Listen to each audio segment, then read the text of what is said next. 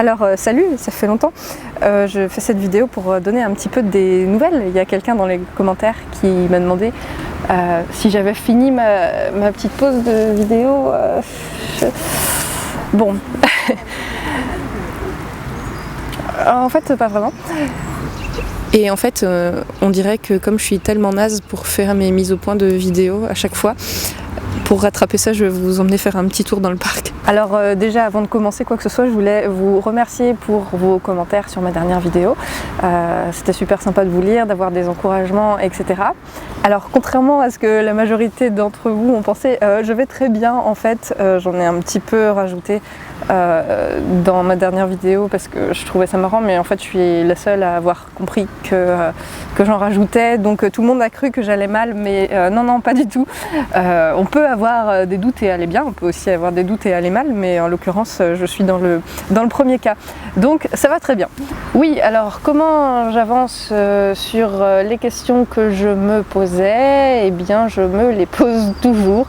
En fait j'avance sur plein de trucs très intéressants au niveau du positionnement dans ma pratique de l'hypnose, donc ma pratique professionnelle, puisque j'ai décidé notamment que j'allais intervenir auprès des cavaliers pour la gestion des émotions en concours, dans le rapport au cheval, dans la relation avec le cheval, dans peut-être la gestion des traumatismes aussi, pour après une chute, etc. Tout ça, ça va vraiment en fait dans ce que je suis en train de construire.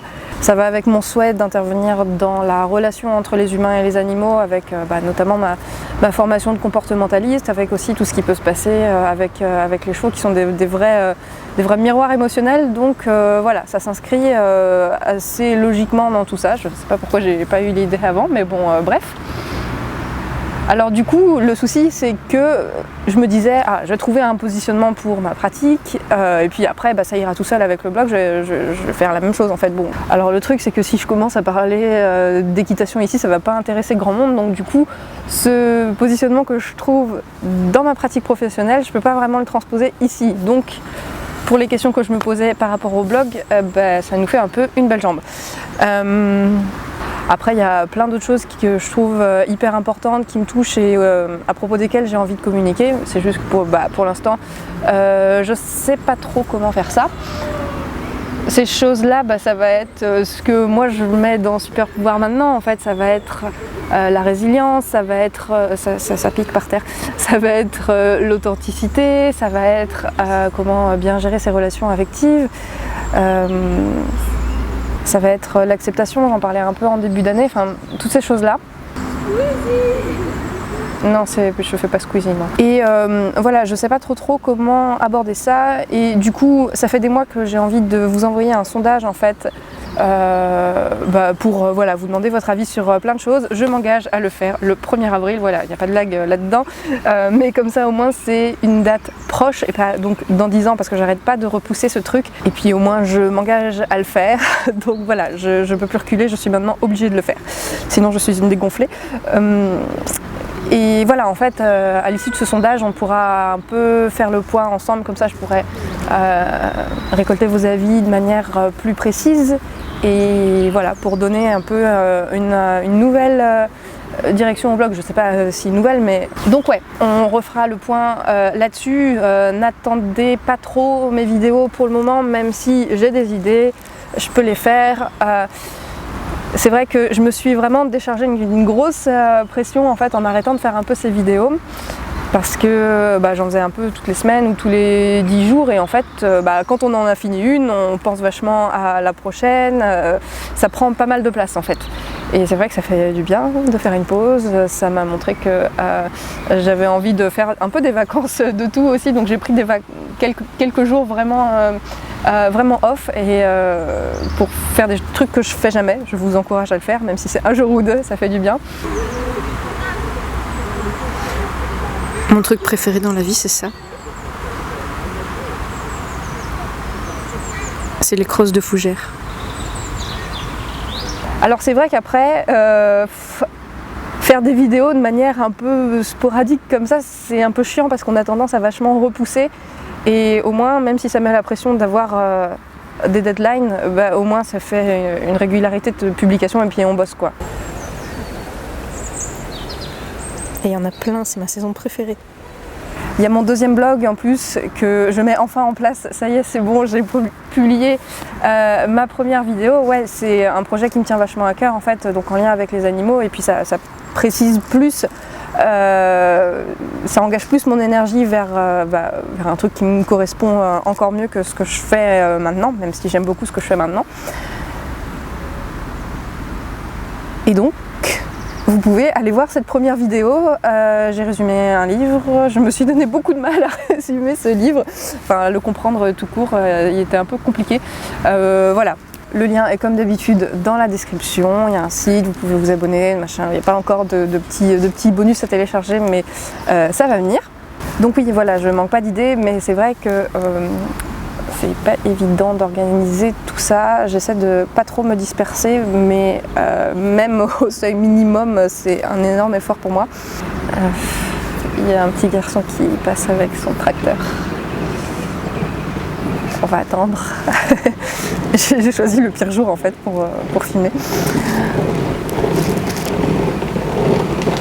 Ah, c'est une moto. Donc ouais voilà, en fait c'est pas super évident pour moi d'organiser tous mes projets, ou plutôt les différents aspects de un projet qui est assez grand et pas forcément hyper bien défini à ce stade. Ça va venir. Et donc le petit message important dont je voulais parler, ça concerne la réaction de quelqu'un par rapport à ma vidéo précédente, donc où je suis perdue. Alors je sais que c'est une réaction, que c'est pas tout le monde qui se dit ça, mais on n'est jamais tout seul à penser un truc et tout le monde ne se manifeste pas, et c'est un point qui me semblait important de clarifier.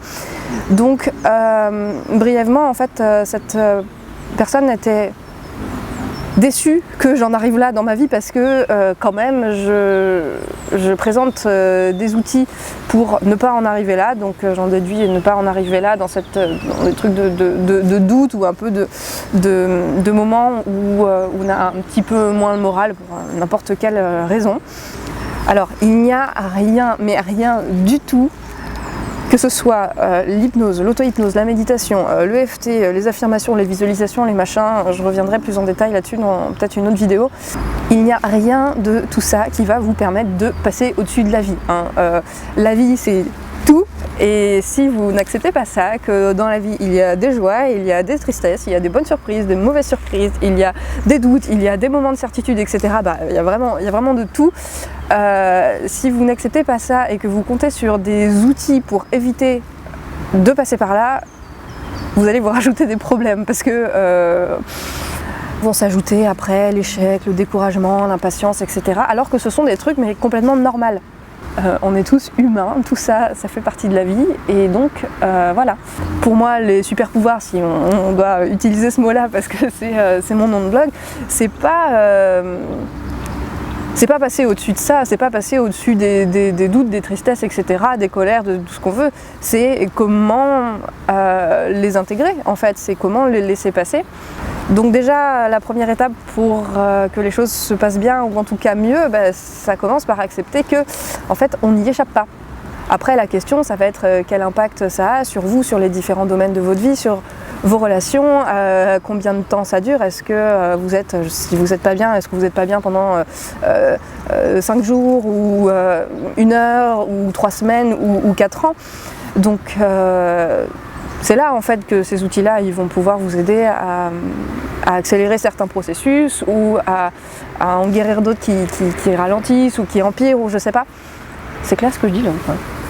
Bon, tout ça pour dire que l'hypnose, ça sert pas à être plus fort que la vie et à tout réussir, ça sert à reconnaître et à gérer les processus inconscients qui cherchent à se manifester ou qui peuvent vous poser problème. Mais ça n'empêche pas, une fois que vous en avez traité un, que dans une autre situation ou dans une autre relation, il y a autre chose qui va résonner, il y a autre chose qui va se manifester, et en fait ça va être comme ça toute la vie.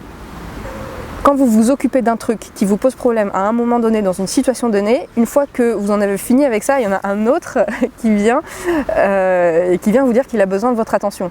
Et donc, avec l'hypnose et tout ce que vous voulez là, eh bien vous allez pouvoir éventuellement mieux gérer ce truc-là que sans. Mais c'est pas obligé, il y a des gens qui arrivent très bien sans. Donc voilà, je dis souvent que l'hypnose c'est pas magique dans le sens que c'est pas instantané, qu'il faut peut-être 3-4 séances et pas une seule. Penser que l'hypnose va vous permettre de passer au-dessus de la vie, c'est aussi une manière de se dire que c'est magique, et c'est pas le cas. Voilà, j'ai fait le tour pour aujourd'hui à peu près, donc on se retrouve le 1er avril dans le sondage pour parler un petit peu en détail de tout ça. Et voilà, je vous dis à très bientôt, je sais pas trop quand, je sais pas trop comment, mais ce sera avec plaisir en tout cas parce que j'ai toujours très envie de continuer ce blog. Donc à bientôt, bisous.